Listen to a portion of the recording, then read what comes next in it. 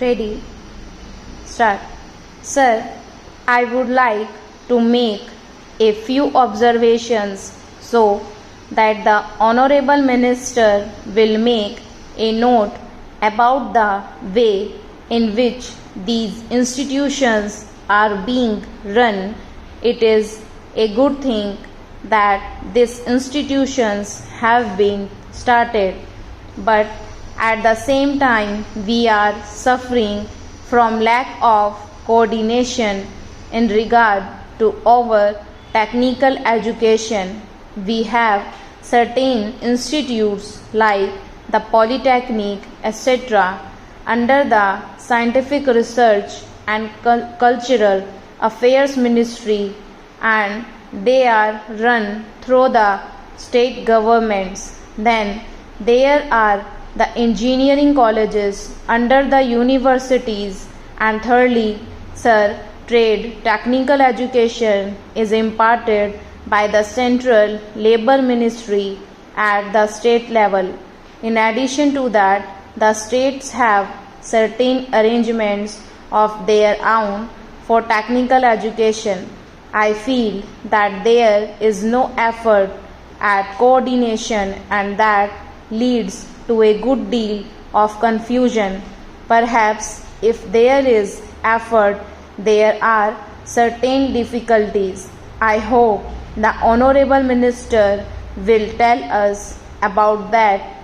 I would also like to suggest that even in these four institutions, as for some time the medium of instruction would be English, for emotional integration, an attempt should be made to take a few students from the neighboring design or other designs on a reciprocal basis. Otherwise, these institutes will themselves be developing, as was hinted by the previous speaker, some regional conciseness. Para. There is great difficulty, sir, with regard to technical personnel for teaching, and I am not aware in what way these institutes will be staffed. Perhaps some foreigners will be brought in, but at same time, with the arrangements existing at present for taking technical help from different countries, Russia, UK, USA and Germany, I do not know whether there will be special course provided in these institutes for the teaching staff from those different countries. What arrangement there are, one does not know. In the present arrangement for teaching, I should have liked to mention the fifth arrangement for teaching at present provided through the various industrial concerns like Bhilai, Rourkela, etc.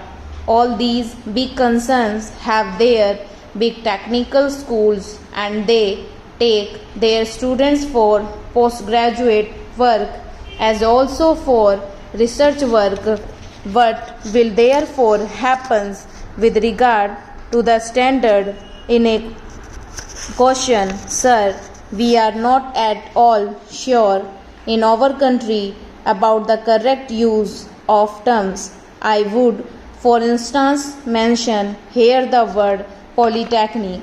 Para. They have one school, and even if there is arrangement for starting another subject, no effort is made, and no sooner they feel they should give guarantee of some sort of technical education without proper inquiries with regard to the possibilities for employment and the various mineral resources, etc., and the basic education that should enable the students to enter the polytechnics, to have the training where it is available. These polytechnic are started.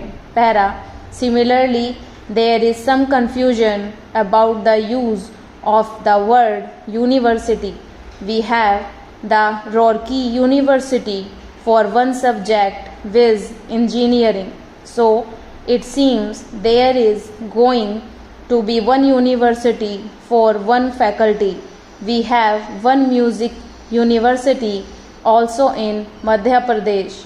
We are going to start, I am told, perhaps a university only for agriculture. So, if these institutes are there, which term seems to be really the appropriate word in place of these one faculty universities, I think the Honorable Minister should take the initiative in determining what should be the exact connotation of these terms. Otherwise, one day, as was pointed out, there will be perfect confusion. Para. There comes also the question of the recognition of the degree given by these institutes. Of course, if the training with the special faculties available, the specially recruited staff available is of a high standard, naturally pupil would be very anxious to recruit the pupil who have passed out from there. In the beginning, there will not be any trouble with regard to making use of the graduates turned out from there, but the question of recognition has to be decided on certain principles, and those principles should be laid down and followed from the beginning. Paragraph. Now, I would like also to mention the question about scholarships. It was pointed out that certain scholarships, especially to the children of the working class, should be given. I would like to point out here that there is already provision for that, and it is not something new. That what I would like to stress is that scholarships should be in larger numbers. The scholarships do not seem to be adequate for the rising standard of living and the cost of living. The scholarships that are given do not meet half the need.